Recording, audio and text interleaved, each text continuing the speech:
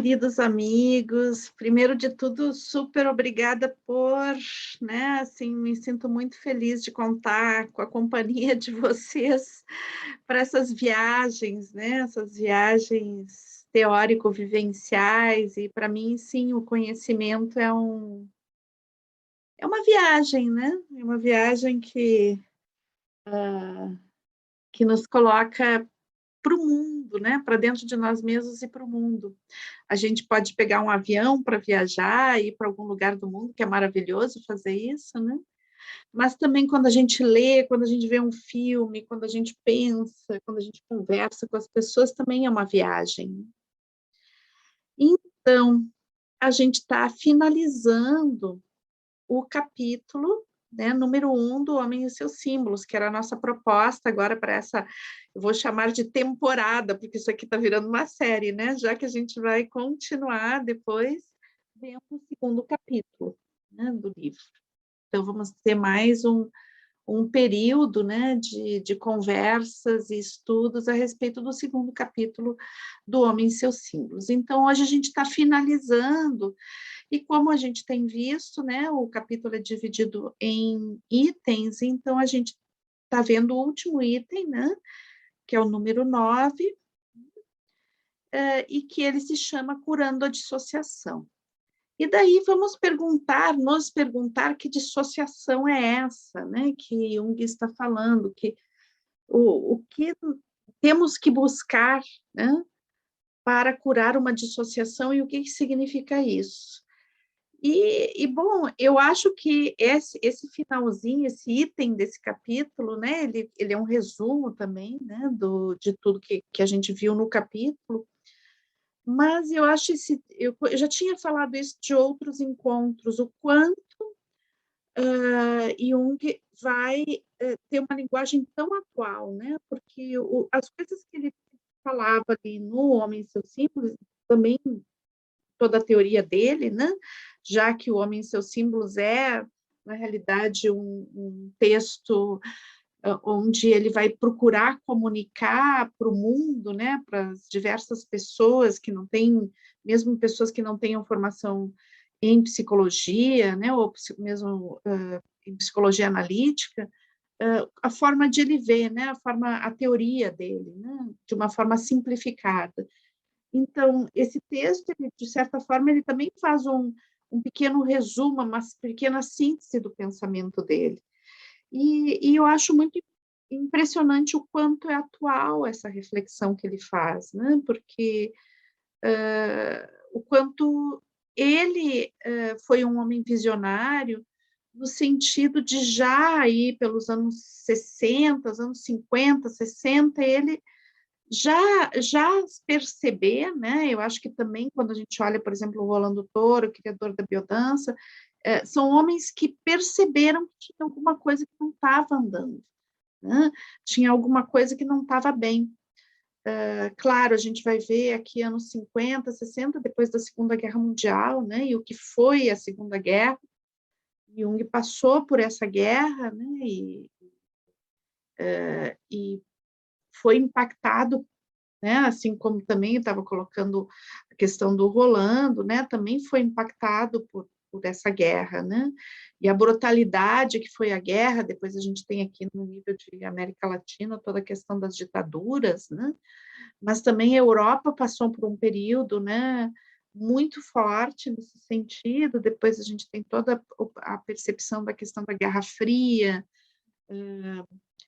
há também a utilização da energia atômica para construir armas, armamentos, né? Então, claro que quando a gente vê Jung falando dessas questões que ele vai tratar aqui, ele está se referindo muito a esse mundo, o mundo da Guerra Fria, o mundo pós-guerra, né?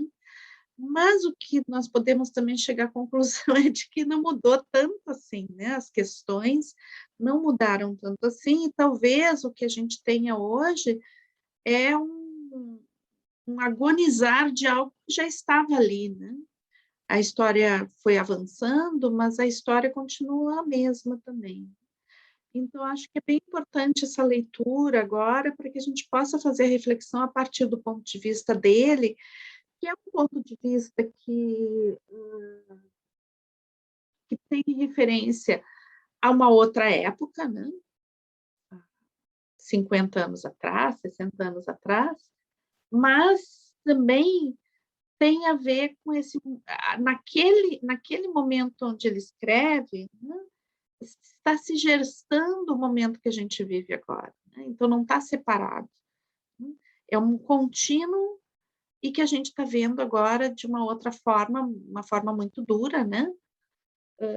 E que eu acho que é importante a gente fazer essa reflexão. Então, esse item desse capítulo vai falar muito claramente, então, né, do afastamento da natureza, né, que o ser humano se afastou da natureza, e a gente vai ver aqui essa natureza como um afastamento da natureza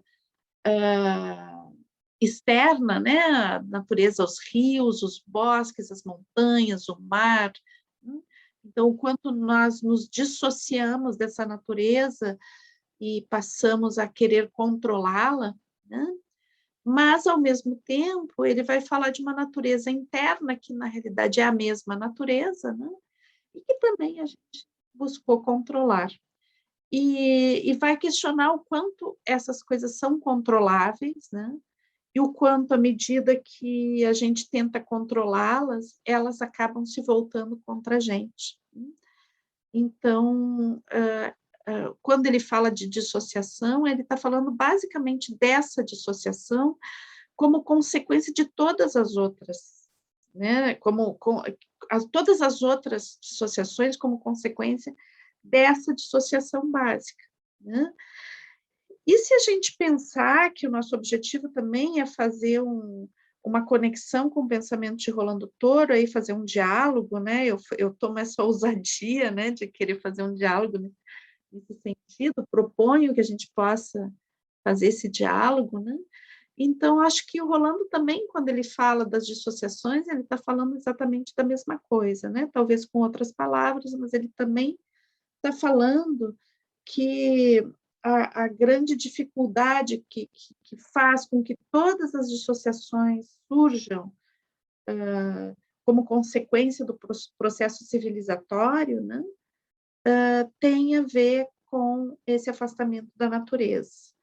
A gente poderia dizer que até mesmo Freud vai falar disso, né, na medida que ele diz que todo homem civilizado é neurótico, né, que a neurose é uma consequência direta da civilização e não existe civilização sem neurose, né? Então, se a gente vive na civilização, a gente é neurótico, porque houve uma ruptura, né, com a natureza, em nós e com a natureza onde nós habitamos, né? Agora, claro que daí a solução, e inclusive o Jung vai, de certa forma, mencionar isso no texto que a gente está vendo, né? Ele não menciona diretamente, mas ele faz uma referência, de que talvez Freud tentasse, né, visse essas forças como forças que têm que ser controladas. Então, considerando que a dissociação, né, ela é algo bom, que a gente tem que saber lidar, mas que não tem como solucionar, né? E Jung já vai nos oferecer outra saída para a integração, né? Assim como Rolando Toro vai falar da dança, do movimento, e Jung vai falar do inconsciente, do sonho, né? Uma revalorização do inconsciente.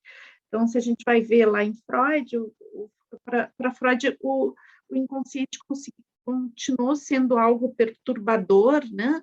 Ao qual a gente tem que tocar com delicadeza, e que não, e que na realidade é ameaçador, mas ele não traz uma mensagem em si, né? Não traz algo que a gente tenha que aprender, né? A gente tem que reprimir, controlar, colocar num lugar certo, né? Saber como lidar com essas questões que estão no inconsciente, né? Como um lugar onde as coisas que eu não quero ver são colocadas, ou as coisas que não cabe eu ver são colocadas. E Jung já vai ter um outro tratamento disso, né? Vendo que existe sabedoria, existe uma natureza aí, né? Essa natureza primordial que é cheia de sabedoria, que é cheia da história que todos os nossos ancestrais passaram, né? E que a gente tem acesso a um conhecimento tão maravilhoso, tanta sabedoria que existe aí, né? Agora, quando essa sabedoria é submetida ao controle, a gente tem que ter a noção de que isso acaba se tornando um monstruoso, né? Então, o monstruoso não é exatamente o que vai para o inconsciente, mas é a forma como a gente trata esse conteúdo, que quando não é ouvido, não é ouvido, não é ouvido, acaba tendo consequências, às vezes, nefastas, né? Então, a gente pode pensar também, né, por que a gente rompe, né, rompe com a natureza? Então, uma das questões que me vem, assim, o Jung não vai utilizar essas palavras, né, mas de certa forma, eu tomo a ousadia, assim, de tentar traduzir um pouquinho, né? Então, eu acho que o que nos faz fazer essa ruptura, né, é uma busca de uma vida um pouco mais, a gente vai ver lá na nossa ancestralidade, né, de uma vida talvez mais confortável, com menos riscos, né? A gente pode dizer que essa ruptura, né, é fundamental que surge na humanidade, que cria a civilização, ela se dá com o início da agricultura, né? O início da agricultura, isso tem relatos em vários textos, né? Inclusive no livro que eu escrevi também, eu vou relatar um capítulo inteiro, 2 capítulos sobre isso, né? Mas a gente pode ver, por exemplo, no livro O Sapiens também, né? Que é do Harari, né? Ele vai relatar exatamente a mesma coisa, né? De outra forma, mas vai relatar essa ruptura, né, com a natureza que vem, né, do momento onde, bom, a gente muda a forma de viver porque surge a agricultura, né? A agricultura surge num período de mudança climática, né? Onde a nossa origem, né? Nós somos a origem do ser humano, do Homo sapiens, é o caçador-coletor, né? Que é um ser completamente inserido na natureza, né? Em ressonância completa com a natureza, que vive em pequenos grupos, né? É nômade. Então, quando a gente cria a agricultura, né? Por uma observação de que da semente surge a planta, porque a gente passou boa parte da história da humanidade sem se dar conta que isso acontecia, né? Quando isso, a gente se dá conta que é possível não só catar os grãos, catar as raízes, catar as folhas, os frutos, mas é possível criá-los, né? Então, sim, se começou a fazer isso, mas isso nos obrigou a mudar completamente o estilo de vida, né? Começou pela fixação na terra, né? Não deixamos de ser nômades, deixamos de ter uma dieta super diversificada, de acordo com as estações, né? Para fixar mais uma dieta em cereais, né? Ou depende da região, ou trigo, ou arroz, ou milho, né? Depende da região. Bom, e essa fixação na terra foi criando relações de trabalho. Estabilizou, agora está indo para o áudio. áudio. É o áudio, é a imagem. Acho que é muita emoção junta. Pessoal, eu voltei agora para ficar, porque aqui é meu lugar. Deixa eu ver se continua gravando isso, continua. Buenas, vou partir de novo a tela. Eu estava na agricultura, né? Não sei se vocês ouviram isso. Sim. Tá. Buenas. Então, o que eu estava colocando para vocês, né? É que tá dando para ver, né, pessoal? Tá dando para me ouvir, tudo? Tá. Então, vamos fechar os áudiozinhos e vamos lá. Vamos continuar. Fechem os áudios. Então, pessoal, o que acontece a partir do surgimento da agricultura, principalmente do surgimento da agricultura em larga escala, né? Então, começa a existir relações onde de exploração, onde existe uma parte da sociedade que vai ser força de trabalho e vai ter outra parte da sociedade que vai ser os que vão coordenar tudo, né? Isso vai criando uma relação de poder, né? E o que acontece? Essa relação de poder, vocês já notem aí que se a gente pensar desde o surgimento da agricultura, a gente vai ter uma relação onde a gente já começa a ter que controlar algumas coisas que são naturais, né? Então, assim, primeiro, bom, éramos nômades, nos fixamos na terra, tínhamos um monte de uma variedade de alimentos, agora tem menos variedade de alimentos, né? A gente tinha uma rotina, né, de coleta, de caça, de descanso, de convívio social que começa a se modificar completamente, né? Quando começa a surgir o que a gente chama de civilização, né, que que se baseia em grandes produções agrícolas em larga escala, né?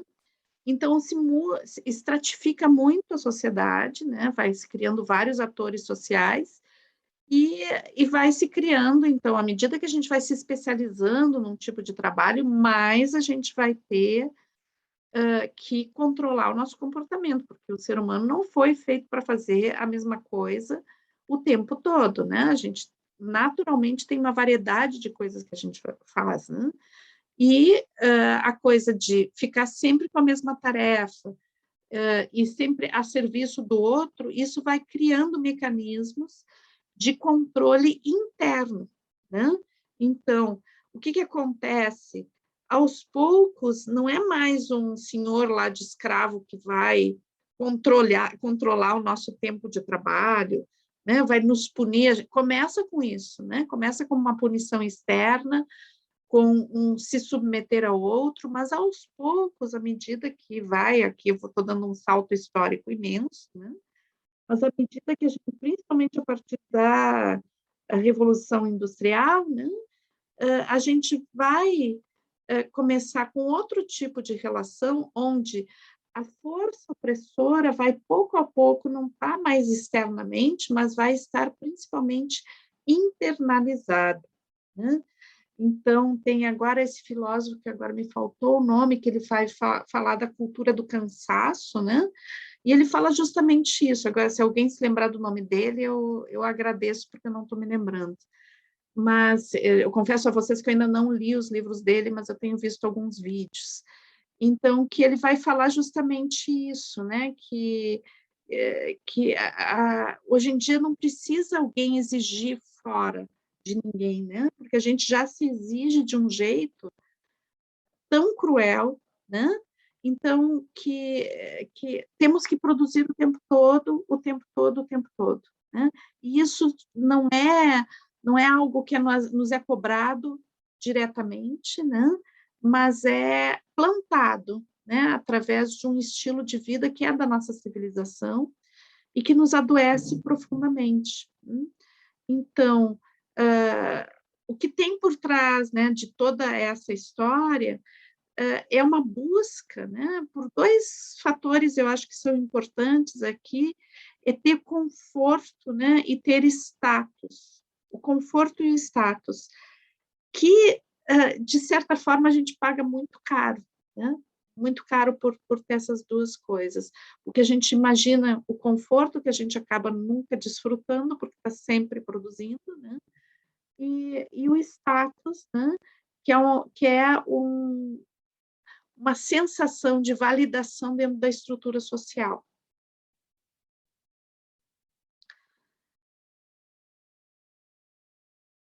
Bom, e daí, o que o Jung fala, e é uma fala muito atual, né? Porque eu tenho ouvido muito o pessoal que trabalha que estuda a questão dos fenômenos climáticos e a questão também da ecologia, né, do ecossocialista. Os ecossocialistas, eles vão falar desse ponto de bifurcação, né, que a gente está num ponto de bifurcação onde a gente tem que optar, ou a gente vai entrar num suicídio coletivo, que a gente tem plantado já faz algumas décadas, ou a gente vai sair disso, né? E ele usa exatamente essas palavras, suicídio coletivo, que é algo que hoje, né, se fala tanto, né, de que a gente tem construído já faz, como eu disse, várias décadas, um tipo de organização social, um tipo de organização produtiva que não tem saída, né? Ou a gente muda radicalmente e rapidamente, ou esse ponto de bifurcação nos leva para o suicídio coletivo, né? Então, ele fala isso com essas palavras, né?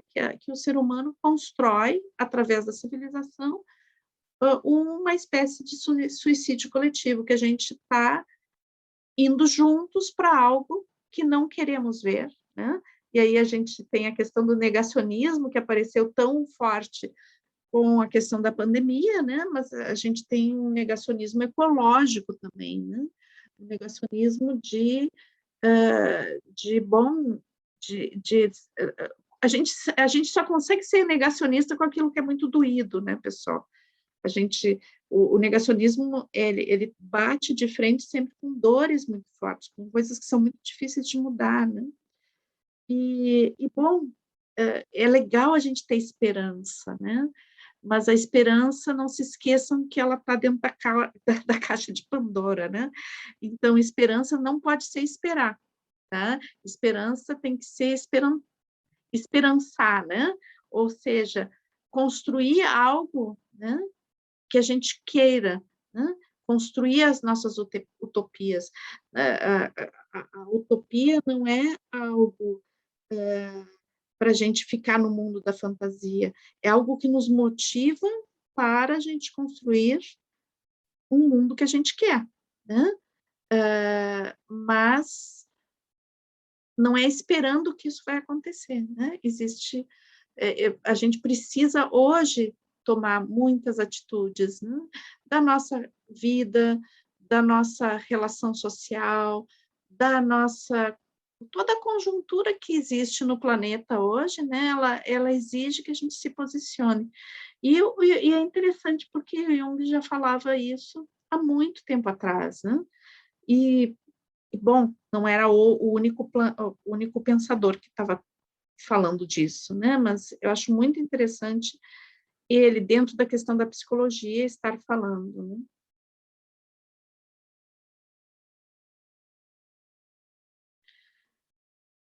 Então, ele coloca muito forte a questão da nossa ilusão de dominar a natureza, né?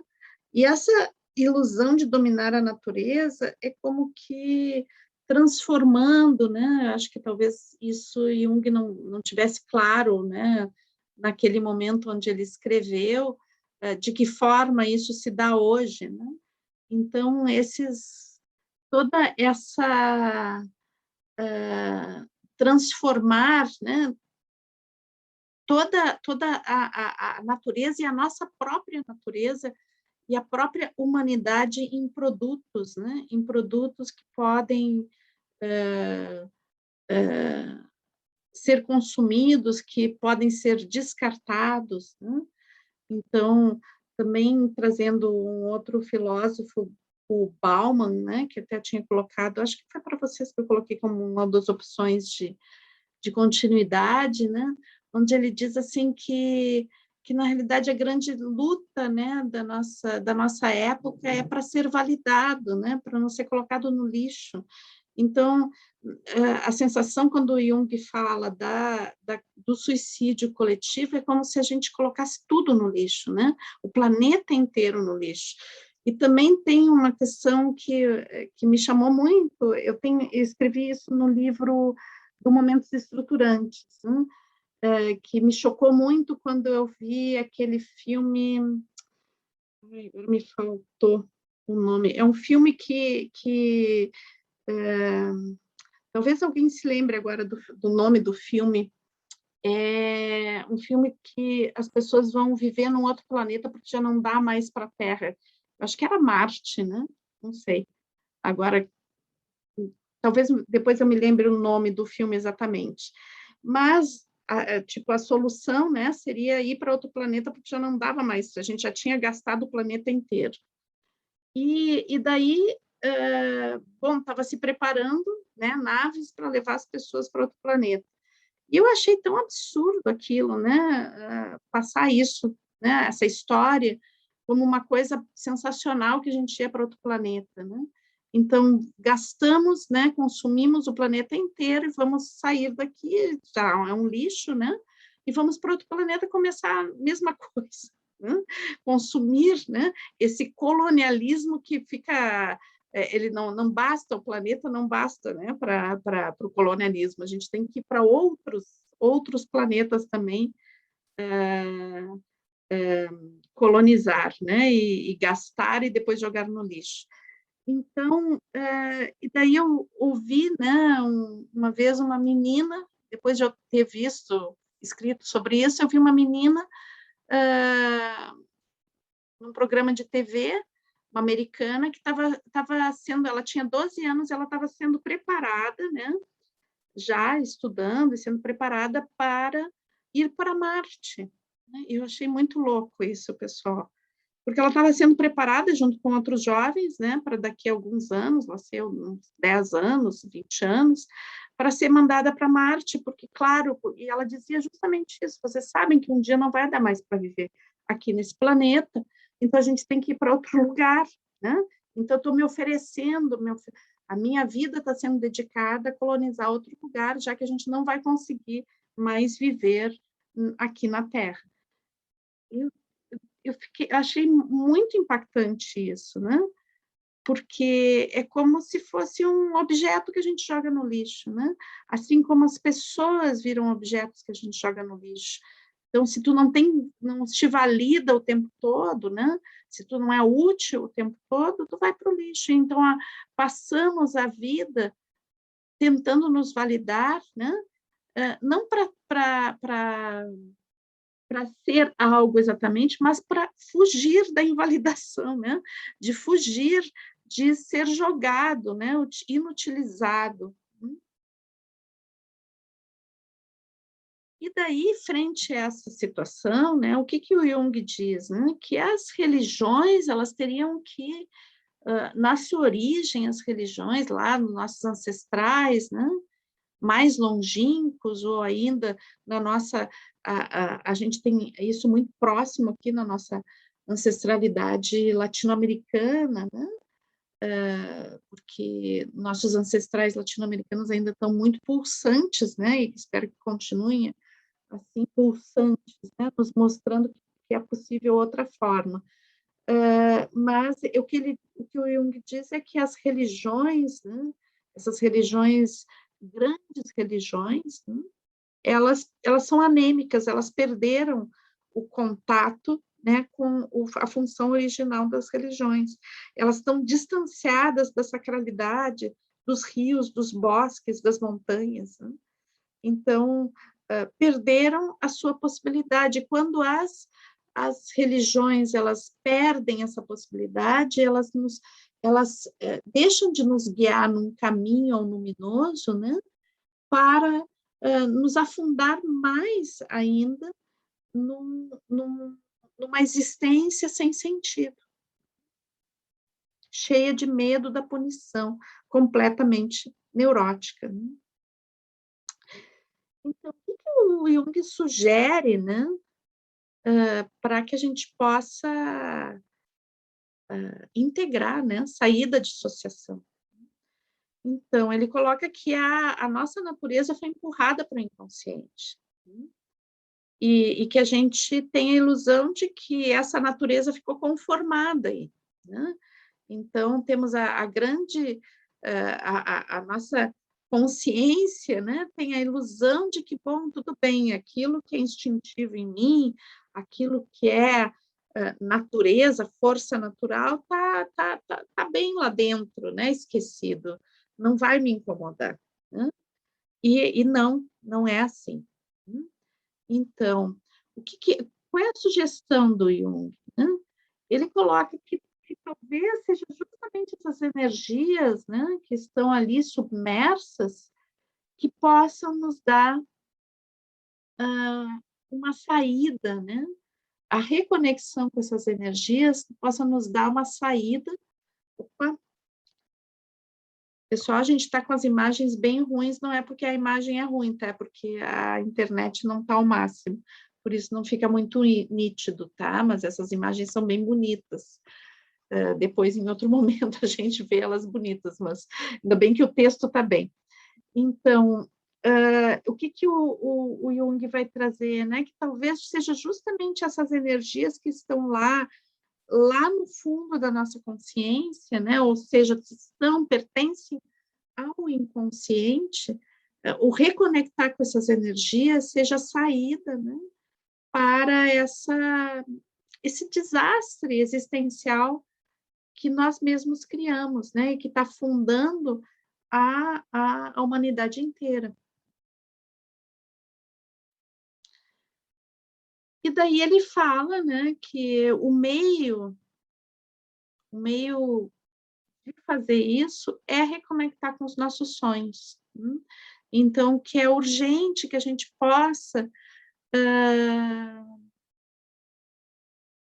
tornar a ouvir os sonhos e validá-los, né, e dialogar com eles, dialogar com as imagens, retomar a essa sabedoria. Enquanto, se a gente fizer uma comparação com a biodança, enquanto Rolando vai falar que através do movimento, né, e do estado de transe, que a gente vai entrar através das danças, né, retomar o estado de transe e entrar em contato com essa sabedoria profunda através da própria dança e do próprio estado alterado de consciência, Jung vai tomar o caminho dos sonhos, que é um caminho tão importante quanto. Né? Então, é interessante a gente poder validar as vias de acesso, né? A reencontrar a natureza. E os sonhos para Jung são a via principal. A gente poderia falar da arte também, né? Então, os sonhos são revelações. Né? Eles nos trazem um conhecimento de coisas que estão dentro da gente, que a gente tem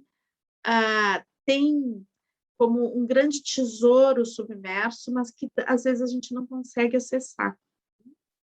E a gente sabe que precisa um treino para a gente poder, né? Uma atenção, uma vontade, um desejo, um plantar para que a gente possa acessar. Volto a dizer, tá, pessoal, as imagens, agora voltou a imagem normal. Tava aquelas imagens não tão boas, mas não é por causa da imagem em si, mas era porque não estava boa a conexão. Então, uma das coisas importantes também, né, é que os sonhos, principalmente aqueles sonhos arquetípicos, aqueles sonhos que têm imagens muito potentes, né, eles não estão ligados exatamente à solução de problemas cotidianos, né?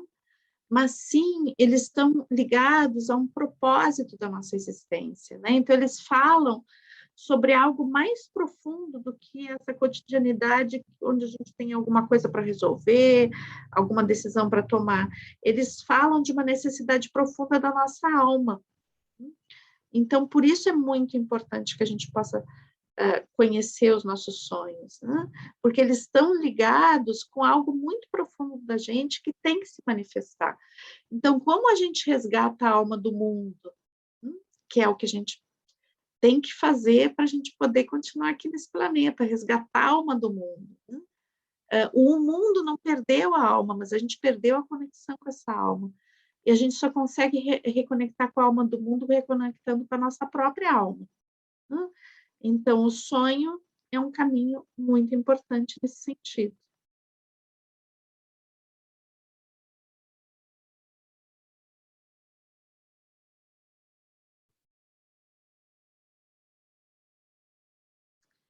Então, é interessante também, né? Porque muitas vezes a gente vai olhar os sonhos, né? Como se eles nos tivessem respostas claras, objetivas, né? E, na realidade, a visão que o sonho nos traz é uma visão ampla, né? E uma visão sistêmica Então, por isso que é um diálogo, que a gente tem colocado isso muitas vezes, né? É um diálogo aberto. Eu posso sonhar hoje, retomar um sonho antigo, né? E esse sonho vai continuar falando comigo, ele vai me trazer mensagens, mesmo que eu tenha sonhado há muito tempo atrás.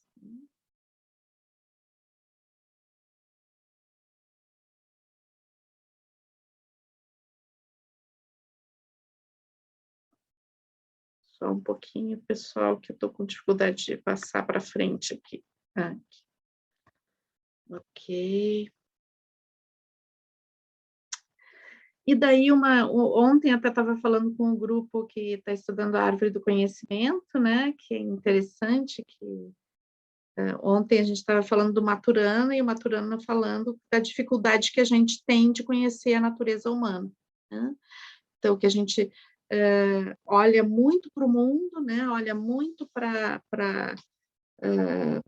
os fenômenos naturais e tenta decifrá-los, né? Infelizmente, grande parte das vezes para tentar utilizá-los dentro de uma visão utilitarista, né?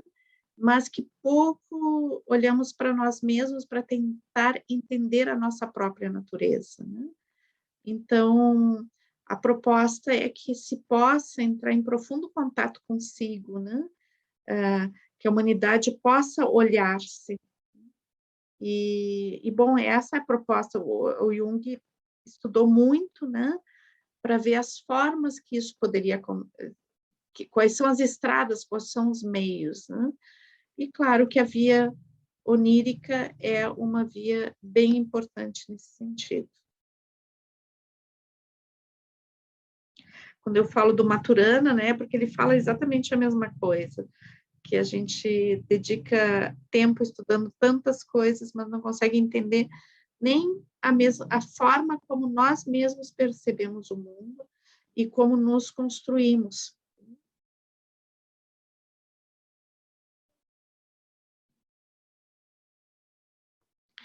Então, a gente necessita ouvir, sentir, pôr em movimento a natureza oculta do nosso inconsciente. Aqui eu coloco, né, que existem muitas formas disso, né? Então, os sonhos, a nossa dança da biodança, né? Os rituais, a arte, a escuta, a meditação, a contemplação, né? O apreciar, são todas formas de a gente reintegrar, se reintegrar à natureza e reintegrar com a nossa própria natureza. Mas é importante, para que a gente possa fazer isso, que a gente construa um estilo de vida que nos permita isso. Então, essas coisas que eu estou colocando são coisas que têm que ser cultivadas. Não adianta eu fazer isso uma vez de vez em quando, no tempo que sobra daquele trabalho autoexigente e escravista. Né? Então, não, hoje o Luiz falava de concentração, né? É uma concentração, também é uma disciplina. A gente liga muita disciplina a algo rígido, né? Tem a ver com os militares também, né? A disciplina, que é uma disciplina militar. Nem toda disciplina precisa ser militar, a disciplina pode ter fluidez, tá? Podemos ter uma disciplina fluida, mas a disciplina é algo que eu vou me dedicar com constância, com o ritmo, motivado não por uma punição externa, por uma exigência externa, mas por algo com o qual eu me comprometo, né? Com o qual eu me comprometo de mim mesmo, né? Da minha expressão, da minha conexão com o meu propósito nessa existência. Né? Então, sem essa disciplina, sem essa persistência, não acontece, porque existe algo que necessita de um lapidar, algo que necessita ser é como aquela escultura que já está dentro da pedra, né? Mas para que ela apareça, a gente tem que trabalhar sobre ela.